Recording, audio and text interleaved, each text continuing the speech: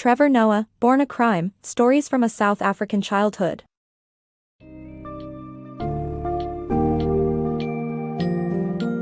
Discover the extraordinary journey of Trevor Noah, the world-famous comedian and host of The Daily Show, in Born a Crime, Stories from a South African Childhood. Born during apartheid in South Africa, Trevor and his family navigated the harsh, racially segregated world. Explore the power of language, as Trevor learns several languages to help him thrive in post-apartheid South Africa, along with the impact of apartheid on identity formation. This summary provides a glimpse into the life of Trevor's determined mother, the struggle to find employment in post-apartheid South Africa, and the power of humor in making connections.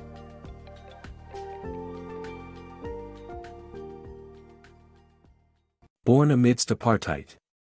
Trevor Noah is widely recognized for his comedic prowess and The Daily Show hosting skills, but most people are oblivious to the compelling story of his birth. Born during South Africa's apartheid era, Noah's existence was a byproduct of the perilous union between his black mother and white father. A brief overview of apartheid's development highlights its beginnings in 1652, when Dutch traders enslaved indigenous people in South Africa. Later on, the Afrikaners, Dutch settlers, established intricate laws to maintain racial segregation following the British occupation. Among these laws, interracial sex was strictly forbidden, with violators risking imprisonment. As the apartheid government considered such relationships to be a direct threat to its racist ideology, they dedicated police units to capturing offenders. Trevor Noah, the product of a forbidden love story, was born in such an atmosphere, symbolizing the very defiance of an unjust system. Unlikely union of opposites. Noah's parents were as different as night and day. His Swiss-German father, Robert, was quiet and against South Africa's racism, opening a mixed restaurant in Johannesburg. In contrast, Noah's mother, Patricia, was ambitious and determined, overcoming poverty and discrimination to succeed in life. Their lives were shaped by apartheid and personal challenges, ultimately bringing them together and forming Noah's unique background. Robert, of Swiss-German descent, moved to South Africa in the late 1970s. His quiet, reserved nature stood out in the bustling streets of Johannesburg. He could never grasp the deep-rooted racism, leading him to open one of the city's first mixed restaurants. Unfortunately, apartheid limited his visits with his son, Noah, causing them to lose touch. Despite their distance, Robert showed his unwavering support, creating a detailed scrapbook of Noah's career achievements. A stark contrast to Robert, Patricia Nambayisalo Noah was a fierce, driven woman. Growing up impoverished and unwanted by her father, she faced dire circumstances. As a child, she was cast aside to live in a crowded hut with other unwanted relatives in Transkei, Xhosa tribe's homeland. Stealing food from troughs sometimes kept the family from starving. Refusing to let her situation define her, Patricia learned English from a white missionary and began work at a local sewing factory. By 21, she returned to her parents' home in Soweto as a corporate secretary. A devout Christian, she attended services in 3 different churches every Sunday, each representing a different racial congregation. Defying laws for blacks, 22-year-old Patricia ventured to Johannesburg. Her unwavering will guided her as she navigated the city, learning from local prostitutes and taking refuge in public toilets. This resilient woman and the quiet Swiss-German man, united by their shared defiance of South Africa's racist norms, formed the foundation of Noah's life, teaching him the power of perseverance and the importance of embracing our differences. Overcoming poverty's grip. Noah's childhood was filled with poverty and struggle, living in the managed ghetto of Soweto in Johannesburg. Despite the harsh living conditions, his mother was determined to break the cycle of poverty they were trapped in, which she referred to as the black tax. To escape their circumstances, she invested in her son's education with limited resources, purchasing various books to broaden his perspective. However, Noah was a mischievous child with a penchant for trouble, often getting scolded by his mother. Through her tough love, she was striving to teach him how to navigate a world filled with racism and inequality. Resilience amidst post-apartheid turmoil. Nelson Mandela's release in 1990 marked the end of apartheid, but not of the challenges South Africa faced. Power struggles between major tribes, the Zulus and Xhosas, led to violence and uncertainty. In these times, Trevor Noah's mother demonstrated remarkable strength and resilience. Meanwhile, Noah navigated this new landscape by learning multiple languages, a skill that helped him avoid danger.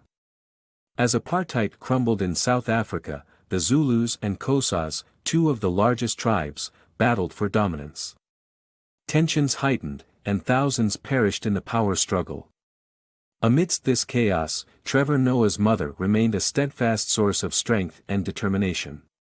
A vivid example of her resilience occurred when 9-year-old Noah, his mother, and half-brother Andrew had to rely on perilous public minibuses for transportation to church due to their car breaking down.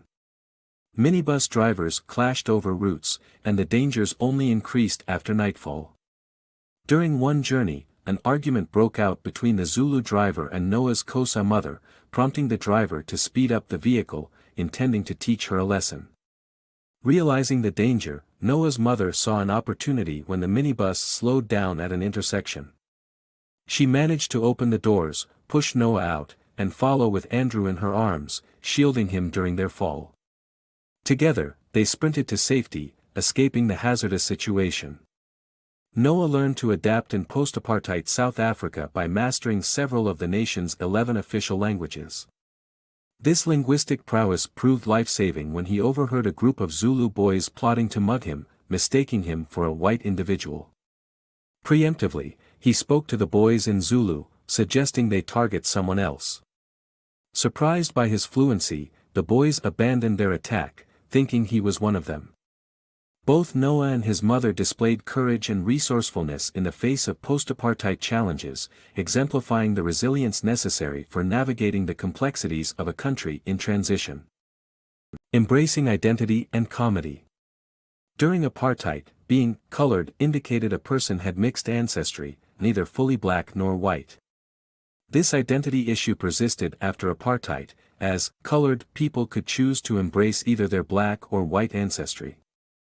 However, Trevor Noah was certain of his black identity, fluently speaking African languages and growing up with his African family.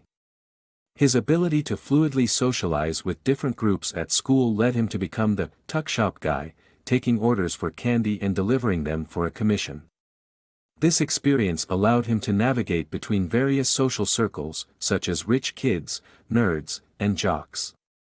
In doing so, he discovered that humor allowed him to easily fit into each group, laying the foundation for his comedic career. Unexpected dance floor scandal. At the age of 16, Noah combined his business skills and love of music to sell bootleg CDs and eventually become a popular DJ.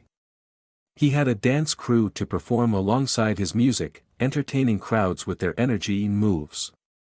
However, an ill-named, talented dancer called Hitler led to an unexpected confrontation at a cultural festival in a Jewish school. Much to their surprise, the incident revealed the limited knowledge of some South Africans regarding the World War II Holocaust and the role of Adolf Hitler, showing that there is much more to learn and understand in life than just business know-how. Noah's entrepreneurial spirit bloomed early in his life. By 16, he transformed his passion for music into a thriving business, selling bootleg CDs filled with the latest tracks he'd downloaded from the internet. Thanks to an older, wealthier friend who provided him with a CD writer, Noah quickly expanded his discography. His venture soon evolved to include DJing at parties and collaborating with his own dance crew.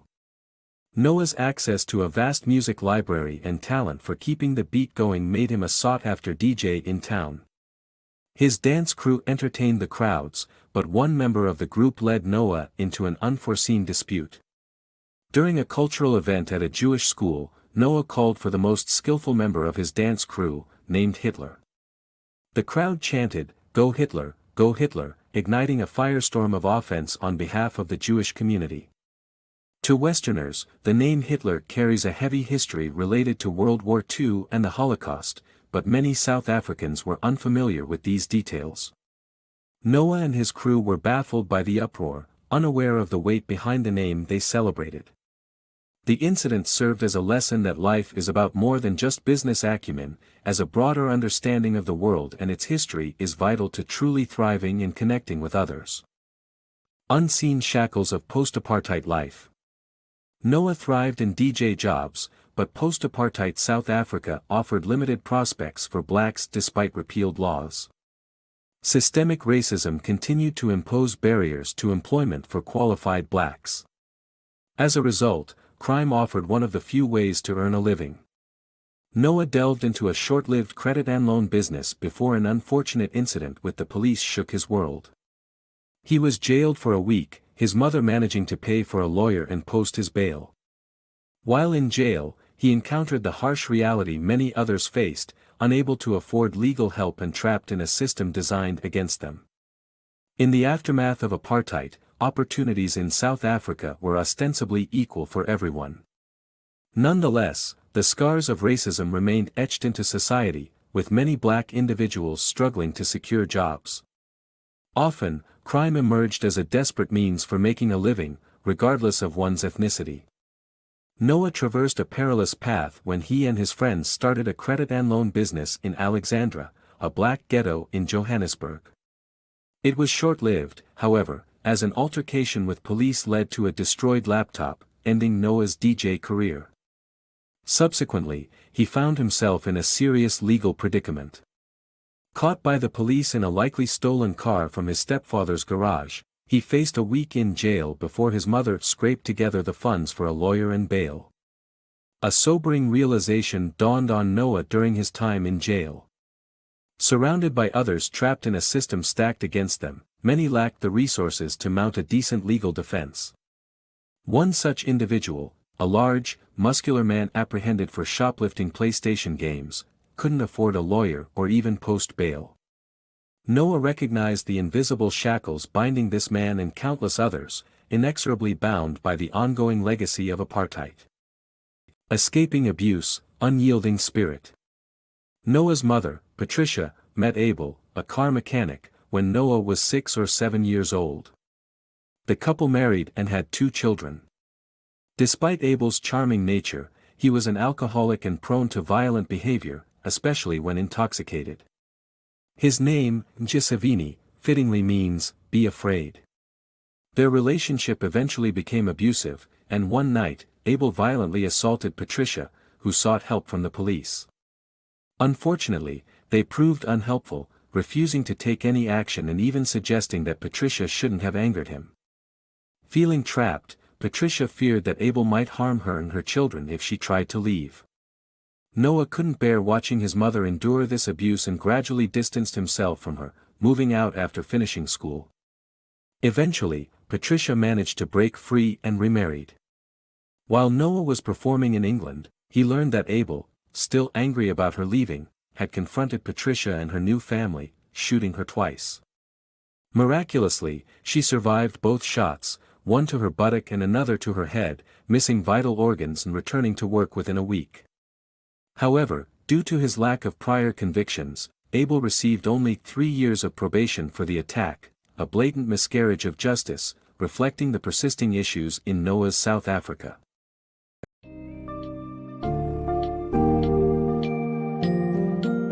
In BornACrime, Trevor Noah takes us through his life journey during and after apartheid in South Africa. With a wealth of anecdotes, lessons, and memories, the story underscores the importance of family, determination, resilience, and hope. Trevor's mother, Patricia, played an integral role in shaping his understanding of the world and his navigations through the complex dynamics of racial identity. Overcoming numerous obstacles, Trevor's experiences shaped his talent for comedy, which ultimately paved the way for his successful career. BornACrime not only offers an engaging account of Trevor's life but also portrays the harsh realities and injustices that persist in a post-apartheid South Africa.